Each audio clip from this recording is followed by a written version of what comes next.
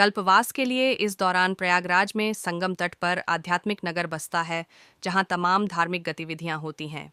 पूरे माघ महीने तक यहां देश भर के लोगों के निवास कर आध्यात्मिक कार्यों में संलिप्त रहने के चलते इसे माघ मेला प्रयागराज के नाम से भी जानते हैं। कल्पवास मेले का पहला बड़ा स्नान पौष पूर्णिमा को होता है, जो 6 जनवरी 2023 को है।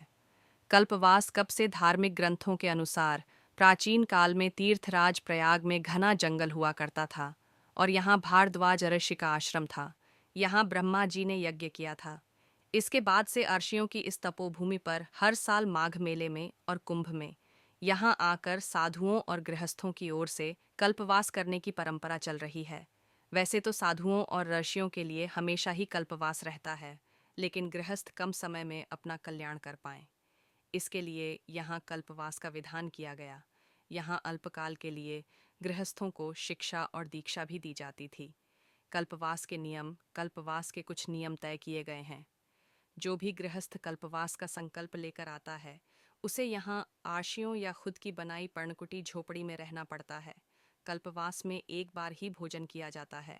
धैर्य अहिंसा का पालन करते हुए भक्ति में संलग्न होना पड़ता है। पद्म पुराण में कल्पवास का वर्णन है। इसमें कहा गया है कि संगम तट पर वास करने वाले को सदाचारी, शांत चित्त और जितेंद्रिय होना चाहिए। कल्पवास के दौरान 3 कार्य तय किए गए हैं।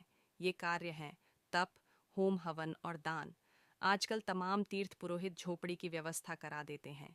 कल्पवास करने वालों की दिनचर्या। कल्पवास करने वाले व्यक्ति की दिनचर्या गंगा स्नान और पूजा अर्चना से शुरू होती है। इसके बाद वे देर रात तक भजन कीर्तन, प्रवचन और सत्संग जैसे आध्यात्मिक कार्यों में संलिप्त रहते हैं। प्रयाग में कल्पवास का महत्व। मत्स्य पुराण में प्रयाग में कल्पवास का महत्व बताया गया है।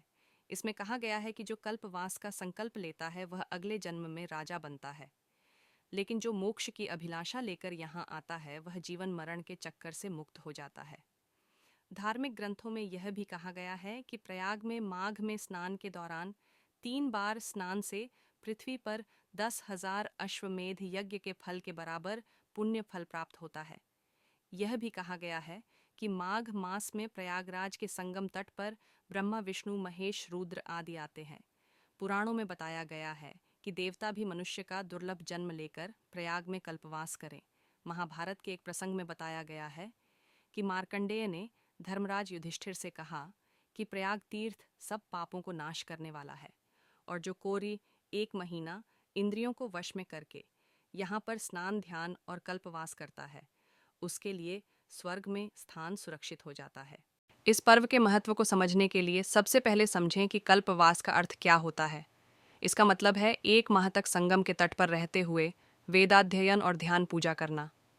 इन दिनों प्रयागराज में कुंभ मेले का आरंभ भी हो चुका है। ऐसे में कल्पवास का महत्व अत्यधिक बढ़ गया है। कल्पवास पौष माह के 11वें दिन से प्रारंभ होकर माघ माह के 12वें दिन तक किया जाता है। ऐसी मान्यता है कि सूर्य के मकर राशि में प्रवेश करने के साथ शुरू होने वाले 1 मास के कल्पवास से एक कल्प, जो ब्रह्मा के 1 दिन के बराबर होता है, जितना पुण्य मिलता है। कल्पवास के लिए प्रयाग में संगम के तट पर डेरा डालकर भक्त कुछ विशेष नियम धर्म के साथ महीना व्यतीत करते हैं। कुछ लोग मकर संक्रांति से भी कल्पवास आरंभ करते हैं। मान्यता के अनुसार कल्पवास मनुष्य के लिए आध्यात्मिक विकास का जरिया माना जाता है। संगम पर माघ के पूरे महीने निवास कर पुण्य फल प्राप्त करने की इस साधना को कल्पवास कहा जाता है। कहते हैं कि कल्पवास करने वाले को इच्छित फल प्राप्त होने के साथ जन्म जन्मांतर के बंधनों से मुक्ति भी मिलती है। महाभारत के अनुसार 100 साल तक बिना अन्न ग्रहण किए तपस्या करने के फल बराबर पुण्य माघ मास में कल्पवास करने से ही प्राप्त हो जाता है। इस अवधि में साफ सुथरे श्वेत या पीले रंग के वस्त्र धारण करना उचित रहता है। शास्त्रों के अनुसार कल्पवास की न्यूनतम अवधि 1 रात्रि हो सकती है। वहीं 3 रात्रि, 3 महीना, 6 महीना, 6 वर्ष, 12 वर्ष या जीवन भर भी कल्पवास किया जा सकता है। कुंभ मेले के दौरान कल्पवास का महत्व और अधिक हो जाता है। इसका जिक्र वेदों और पुराणों में भी मिलता है। हालांकि कल्पवास कोई आसान प्रक्रिया नहीं है।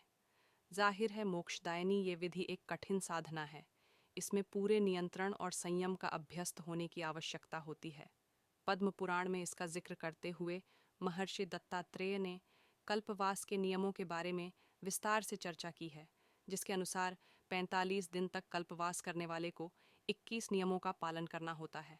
पहला नियम है सत्यवचन, दूसरा अहिंसा, तीसरा इंद्रियों पर नियंत्रण, चौथा सभी प्राणियों पर दया भाव, पांचवां ब्रह्मचर्य का पालन, छठा व्यसनों का त्याग, सातवां ब्रह्म मुहूर्त में जागना, आठवां नित्य 3 बार पवित्र नदी में स्नान, नवां त्रिकाल संध्या, 10वां पितरों का पिंडदान, 11वां दान, 12वां अंतर्मुखी जप, 13वां सत्संग, 14वां संकल्पित क्षेत्र के बाहर न जाना, 15वां किसी की भी निंदा न करना, 16वां साधु सन्यासियों की सेवा, 17वां जप एवं संकीर्तन, 18वां एक समय भोजन, 19वां भूमि शयन, 20वां अग्नि सेवन न कराना और 21वां देव पूजन। इनमें से सबसे ज़्यादा महत्व ब्रह्मचर्य, व्रत, उपवास, देव पूजन, सत्संग और दान का माना गया है। कैसे करें आरंभ और क्या है लाभ? ऐसा माना जाता है कि कल्पवास का पालन करके अंतःकरण और शरीर दोनों का कायाकल्प हो सकता है। कल्पवास के पहले दिन तुलसी और शालिग्राम की स्थापना और पूजन किया जाता है। महाकुंभ मेले में कल्पवास करने वाले भक्तों को पूरी निष्ठा से इसके नियमों का पालन करना पड़ता है। इस दौरान भक्त को सच बालना जरूरी होता है।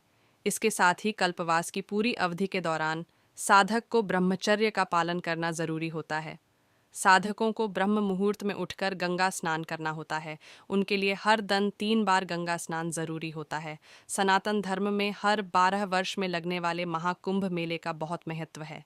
यह मेला प्रयागराज, हरिद्वार, उज्जैन और नासिक में आयोजित होता है। वर्ष 2025 में प्रयागराज में महाकुंभ मेला लगने वाला है।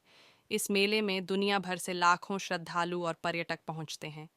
इस बार महाकुंभ मेले का आयोजन 13 जनवरी से 26 फरवरी तक प्रयागराज में लगेगा। मेले में बढ़ी संख्या में श्रद्धालु पूरी भक्ति व निष्ठा से कई तरह के पूजन और अनुष्ठान करते हैं। कई श्रद्धालु मेले में कल्पवास करते हैं। यह एक कठिन तपस्या और भगवत साधना है, जिससे साधक आध्यात्मिक जीवन की ओर आगे बढ़ता है और प्रभु की भक्ति के प्रति समर्पित होता है। इससे तन, मन और आत्मा की मुक्ति का मार्ग माना गया है। कल्पवास करने से सभी प्रकार के पापों, कायिक, वाचिक और मानसिक से मुक्ति मिलती है और श्री जी के चरणों में स्थान प्राप्त होता है। आइए जानते हैं कुंभ मेले में क्यों किया जाता है, कल्पवास कैसे होता है। कल्पवास के लिए प्रयाग में संगम के तट पर भक्त कुछ विशेष नियम धर्म के साथ महीना व्यतीत करते हैं। कुछ लोग मकर संक्रांति से भी कल्पवास आरंभ करते हैं। मान्यता के अनुसार कल्पवास मनुष्य के लिए आध्यात्मिक विकास का जरिया माना जाता है। संगम पर माघ के पूरे महीने निवास कर पुण्य फल प्राप्त करने की इस साधना को कल्पवास कहा जाता है। कहते हैं कि कल्पवास करने वाले को इच्छित फल प्राप्त होने के साथ जन्म जन्मांतर के बंधनों से मुक्ति भी मिलती है। महाभारत के अनुसार 100 साल तक बिना अन्न ग्रहण किए तपस्या करने के फल बराबर पुण्य माघ मास में कल्पवास करने से ही प्राप्त हो जाता है। शास्त्रों के अनुसार कल्पवास की न्यूनतम अवधि 1 रात्रि हो सकती है। वहीं 3 रात्रि, 3 महीना, 6 महीना, 6 वर्ष, 12 वर्ष या जीवन भर भी कल्पवास किया जा सकता है।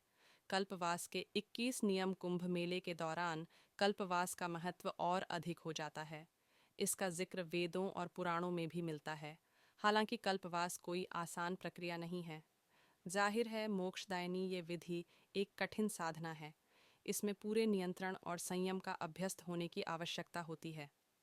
पद्म पुराण में इसका जिक्र करते हुए महर्षि दत्तात्रेय ने कल्पवास के नियमों के बारे में विस्तार से चर्चा की है, जिसके अनुसार 45 दिन तक